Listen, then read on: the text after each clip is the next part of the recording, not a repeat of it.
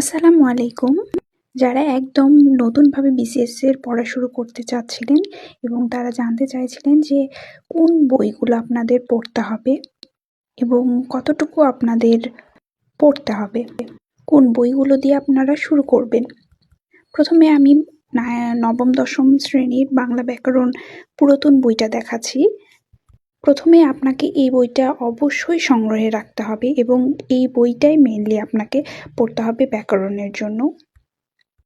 অনেক জব সেক্টরে কিংবা জব পরীক্ষাতে এই বই থেকেই কমন এসে, তাই এই বইটি আপনাকে সংগ্রহে রাখতে হবে। তার সাথে পাশাপাশি এই যে নবম দশম শ্রেণীর যে নতুন ব্যাকরণ বইটা আছে সেটাও সংগ্রহে রাখতে হবে অবশ্যই।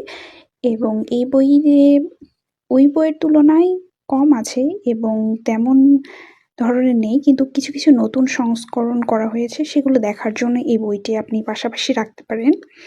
এবং আলাদাভাবে যদি কোনো বই আপনাকে কিনতে বলি তাহলে অগ্রদূত এই বাংলা বইটি কিনতে বলবো।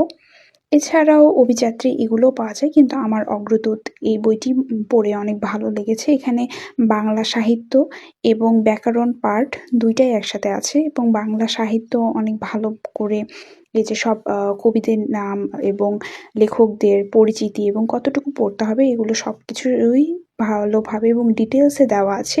এবং প্লাস কোন সালে কোন এসেছে জব সেক্টরে সেগুলো কোশ্চিন দেওয়া আছে।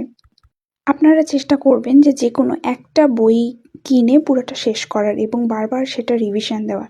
বারবার সেটা রিভিশন দিলে কি হবে যে আপনার সেটা মনে থাকবে অনেক ভালো করে। একাধিক বই পড়ার চেয়ে একটি বই পড়াই ভালো। এছাড়াও সাহিত্যের জন্য রানা ঘোষের সাহিত্য কথা এই বইটি আপনারা কিনে রাখতে পারেন, কারণ এখানে একটু ডিটেলস ভাবেও দেওয়া আছে। আপনারা আগে অগ্রদূত বইটা শেষ করবেন এবং শেষ করার পর যদি আরও জানতে চান কিংবা আরও পড়তে চান তাহলে আমি এটা সাজেস্ট করব। এটা পরবর্তী লেভেলের, যখন আপনি আরও বেশি জানতে চাইবেন তখন আপনি এই বইটা কিনতে পারবেন। এই বইটা পড়ার ফলে আমাদের যেরকম এমসিকিউ এর প্রিপারেশনটা ভালো হবে, তার সাথে সাথে এমসিকিউ এর সাথে কিন্তু আপনার রিটেন পার্টটাও ভালো হবে। এবং লাস্টে যদি আমি কথা বলি তাহলে অবশ্যই আপনাকে একটা জব সলিউশন রাখতেই হবে।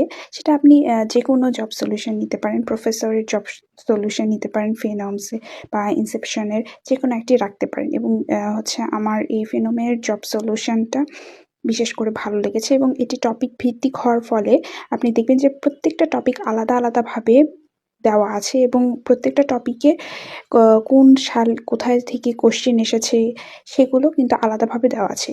তো এটার সুবিধা হচ্ছে এই রকম যে আপনি কোনো একটা টপিক পড়ে সেখান থেকে আপনি জব সলিউশন থেকে বের করে আগের কোশ্চেনগুলো অ্যানালাইসিস করতে পারবেন কিংবা সেগুলো অ্যান্সার করে দেখতে পারবেন যে আপনি কতটুকু ভালো করে প্রিপারেশন নিচ্ছেন কিনা।